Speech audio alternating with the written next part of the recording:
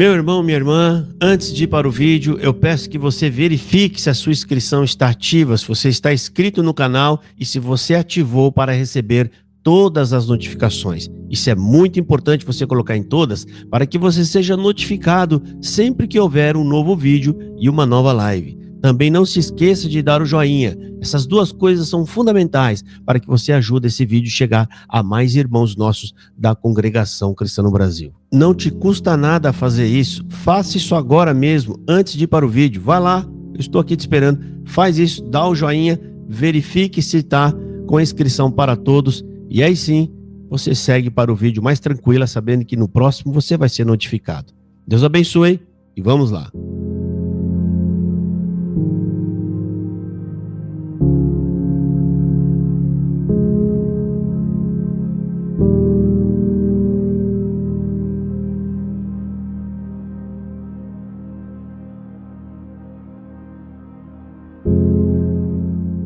Queridos irmãos, depois de uma live em que eu fiz analisando tópicos de ensinamento da CCB deste ano de 2025, aonde nós encontramos ali o tal pecado de morte escondidinho, guardadinho ali, dando força e alimentando essa doutrina maléfica que opera dentro da Congregação Cristã no Brasil. Depois também de ter colocado um outro relato, que difícil, está chegando vários relatos nesse canal e eu vou fazer questão de dar publicidade em todos. Vamos falar sobre todos. Essas coisas não podem ficar escondidas. Esses relatos podem ajudar a salvar almas que ainda estão em sofrimento. Esses relatos podem dar força para alguém se libertar da cruz, aonde ganhou ali dentro da Congregação Cristã no Brasil. O relato que eu vou contar para vocês é de dor, muita dor, de abuso e muito sofrimento. E nesse relato envolve o ministério da Congregação Cristã no Brasil e até reuniões que fizeram com um grupo de anciões ali para tratar o caso. Eu vou ler o e-mail dessa irmã e também quero dizer você, se você tem uma história difícil de dor, mande o e-mail, não silencie, não fique calada. Quanto mais gente falando, mais força as pessoas vão ter de sair debaixo do sofrimento. E quem sabe a Congregação Cristã no Brasil crie juízo e forme um grupo, um conselho de irmãos, um trabalho de irmãos para lidar sobre isso, para que isso não aconteça mais. Mas essas mudanças só vão acontecer se você criar coragem e contar também a sua história. Está chegando vários. Estou fazendo esse hoje, talvez amanhã ou depois, se eu tiver tempo, vou ler outros relatos aqui. Esse relato é de uma irmã aqui do litoral paulista. Não vou falar o nome para preservar a sua identidade. Mas ela disse que se caso for necessário algum dia, ela se apresenta como um testemunha. Vamos ler aqui o relato dessa irmã. Eu nasci na Congregação Cristã no Brasil, no litoral de São Paulo. Vivi uma vida real de santidade. E o real ela colocou em letras maiúsculas. Deixei em letras maiúsculas o real porque, infelizmente, o que mais tem dentro da CCB são pessoas que parecem ser uma coisa que não são. Fui auxiliar de jovens e tinha amor em servir a Deus com alegria. Tinha um sonho de toda jovem de construir uma família. Me casei com um moço, auxiliar de jovens e músico. Mas quando achei que meu sonho tinha se realizado, virou um verdadeiro pesadelo. No primeiro mês de casado, sofri a primeira agressão física. Neste dia, tudo desabou sob os meus pés. Minha vida se tornou o próprio inferno. Ele, antes do casamento, era um verdadeiro príncipe e depois se tornou um monstro. Sofri agressões físicas, psicológicas e sexo... É difícil falar sobre isso, mas sim, existe por marital. Que mulher, depois de socos e pontapés, teria vontade de ter relação sexual com seu agressor? Eu vivi momentos de terror dentro da minha própria casa. Verdadeiro inferno. Quase fiquei cega. Tinha dores de cabeça de tanta pancada que levei. Tive princípio de AVC.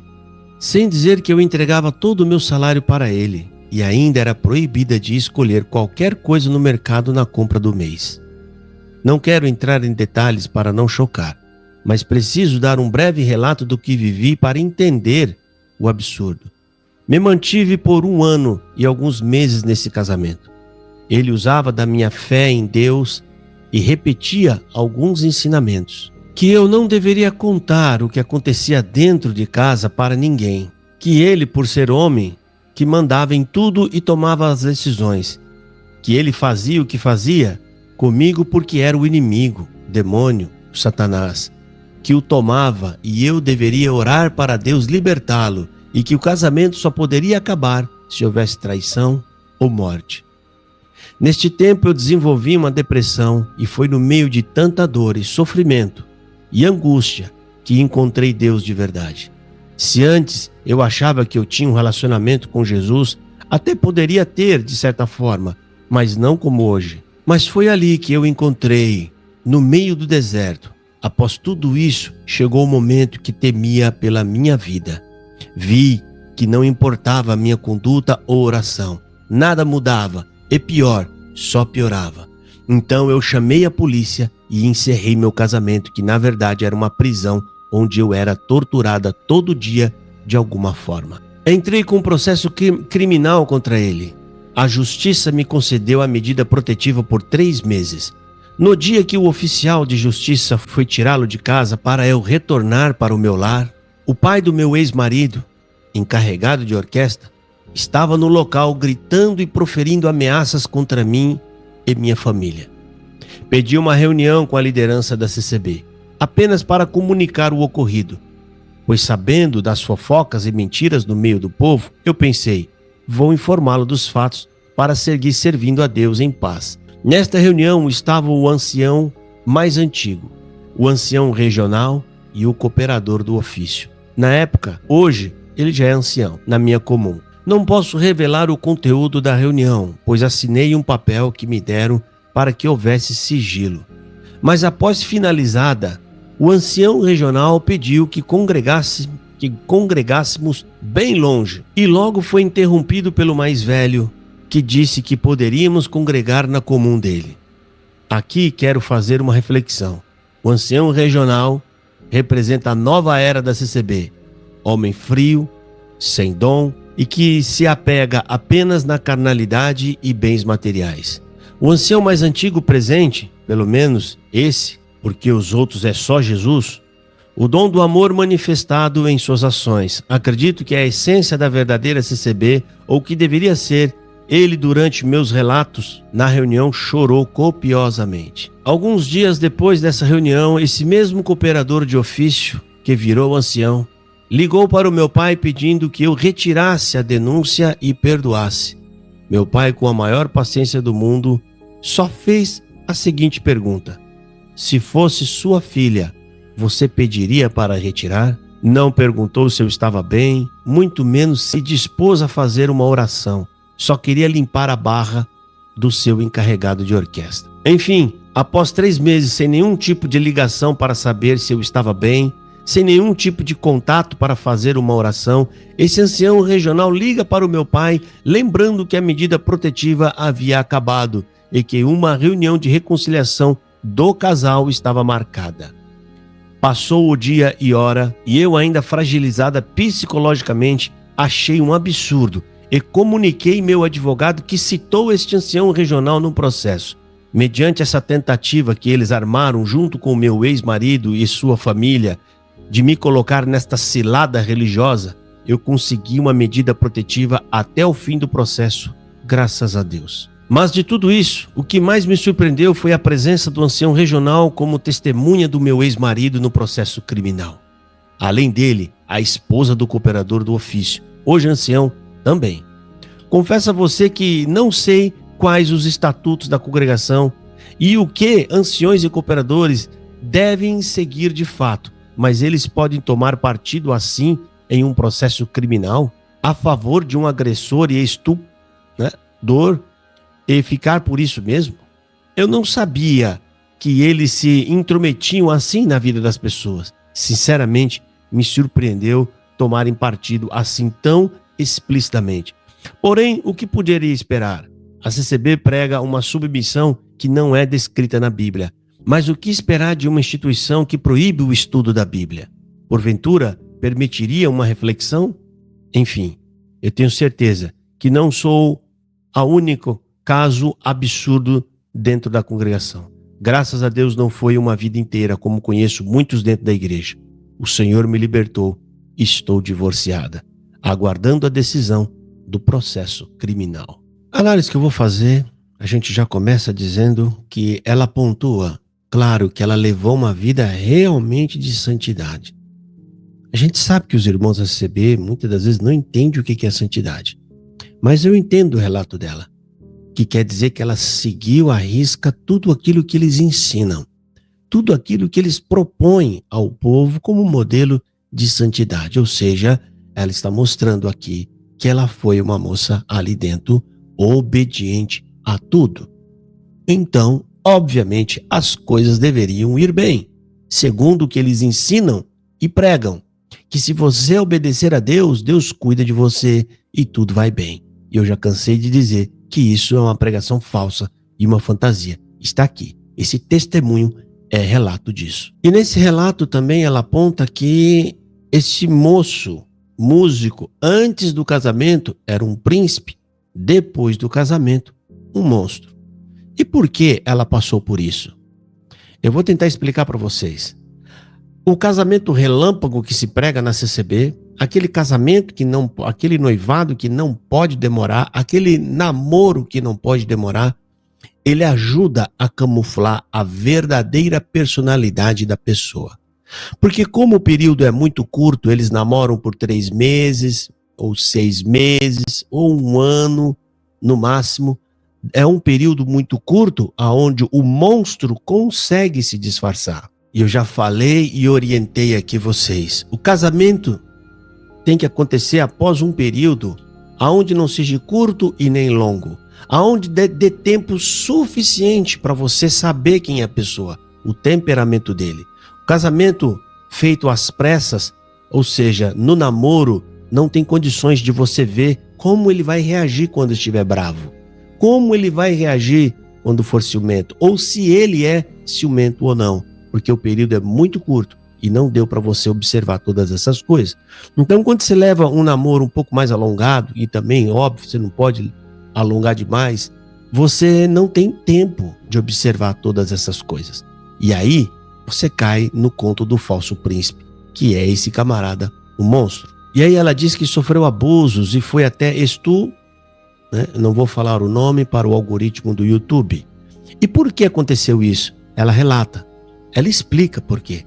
Ela fala como que alguém poderia ter vontade de ter relações depois de ser ofendida, xingada e agredida. Ou seja, o que tudo indica ali no relato dela é que o homem queria ter relações mesmo depois de ter magoado, xingado e ofendido. E ela, obviamente, tentando resguardar a sua intimidade, porque ela não quer ter uma relação apenas por uma obrigação de mulher, mas ela queria sentir a afeição, ela queria sentir, né, a intimidade, o amor para fazer o ato, para consumar o ato. O homem simplesmente a forçou. E ela aponta muito bem que isso também faz parte aqui das nossas críticas, que o homem se esconde atrás dos ensinos da própria congregação cristã no Brasil, que a gente já cansou de denunciar aqui. Que a mulher não pode se separar. Isso é um prato cheio para um agressor. Quando eles ensinam de forma alguma você pode separar, irmão. Se tá ruim a coisa, irmã, cadê a caridade? Acabou o amor, tem que ter a caridade. Então, agora tem que ter a caridade. Esses ensinos são demoníacos e do diabo, porque esses ensinos fazem com que a pessoa permaneça debaixo de agressão. Isso deveria ser revisto com urgência. E também não podemos esquecer que faz parte desses ensinamentos que não pode contar nada para ninguém e que você só tem que orar. Sim, faça isso.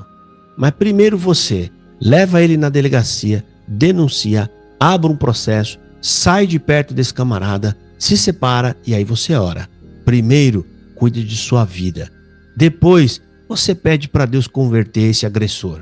Então, ela relata que ele sempre dizia que é outra coisa que esses evangélicos se escondem atrás, é de quando eles fazem essas coisas erradas, horrendas e absurdas, eles querem colocar a culpa no diabo e no demônio. Ai, ore a Deus por mim, porque não sou eu quem estou fazendo isso, é o diabo e o demônio. Eles jogam a culpa do mau caratismo deles em um ser inanimado, ou seja, a gente não vê, que é o diabo e o demônio. Não, querido. É você, seu incrédulo, seu homem sem fé, um homem obstinado ao mal.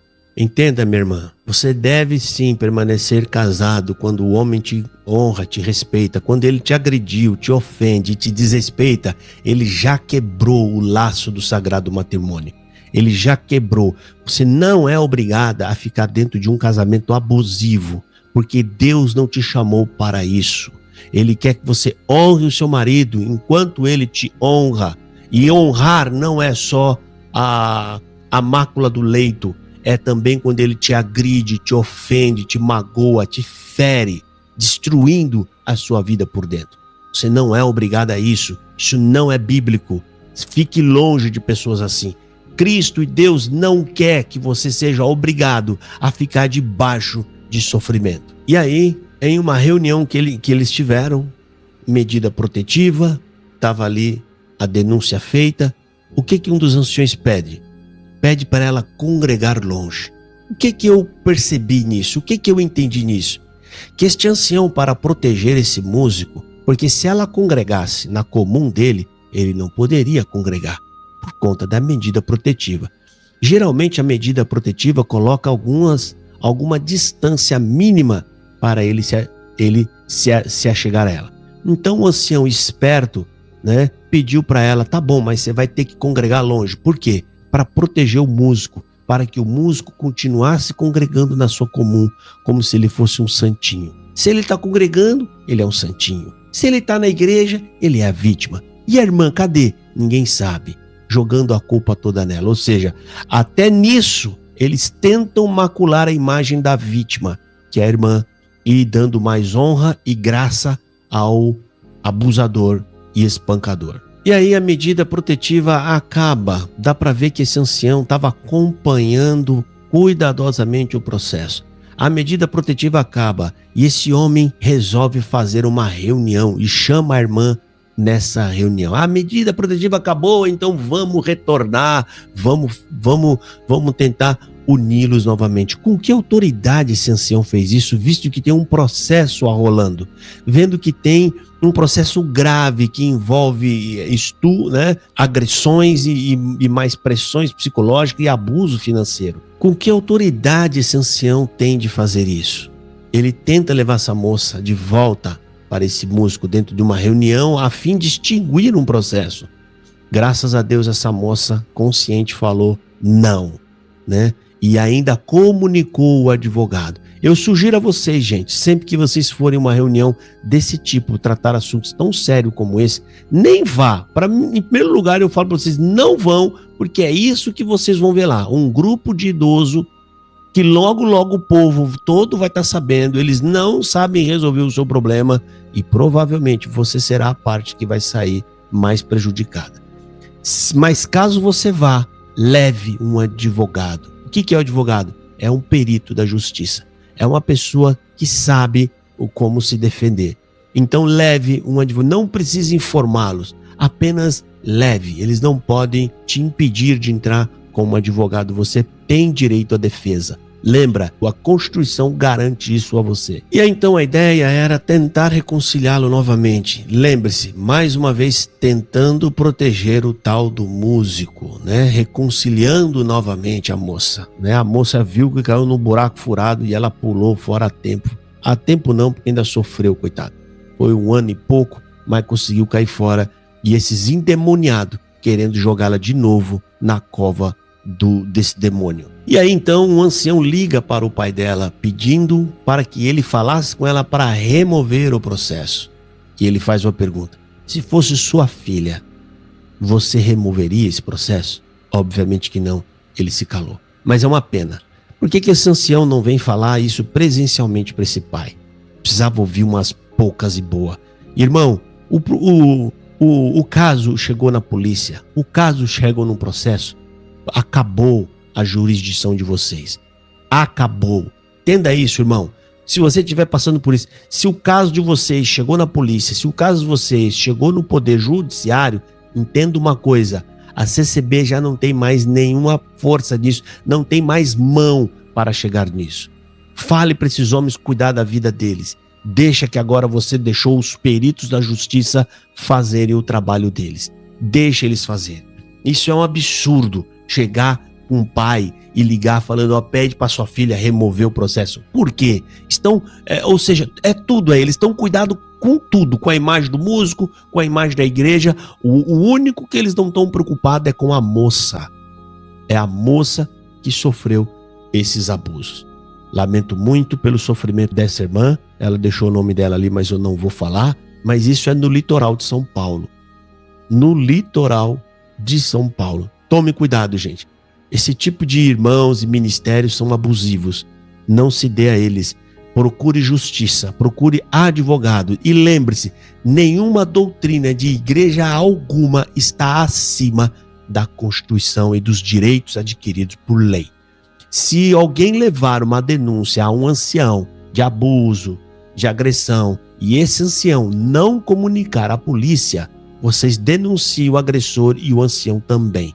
Isso está na Lei Maria da Penha. Ele tem a obrigação de fazer a denúncia. Se ele não fizer a denúncia, ele está sendo conivente e está tentando esconder, né, um possível crime. É lamentável. Mas você que está ouvindo isso aqui, não fique calada, minha irmã ou meu irmão. Faça o seu relato. Escreva, mande para nós por esse e-mail que vocês estão vendo aqui.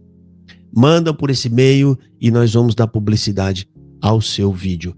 Mas eu quero fazer um adendo aqui a vocês. Estou respeitando o pedido dessa irmã. Mas, irmão, quando mandar, permita que coloque o nome.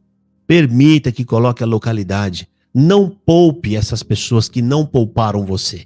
Por que você vai poupar essas pessoas? Aliás, enquanto você não fizer vir a público a sua versão dos fatos, todo mundo vai te achar um demônio e um monstro. Sabe lá o que estão falando dessa irmã? Né? Porque esse povo, como eu já passei na pele, eles mentem, eles inventam todo tipo de mentira. Pode até estar dizendo, a gente não sabe que ela pecou. Tudo isso para defender o santinho e defender a imagem da igreja. Portanto, irmão, é crucial.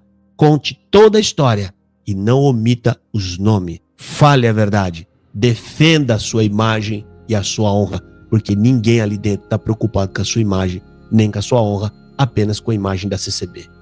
Deus abençoe a todos e fiquem na paz do Senhor Jesus.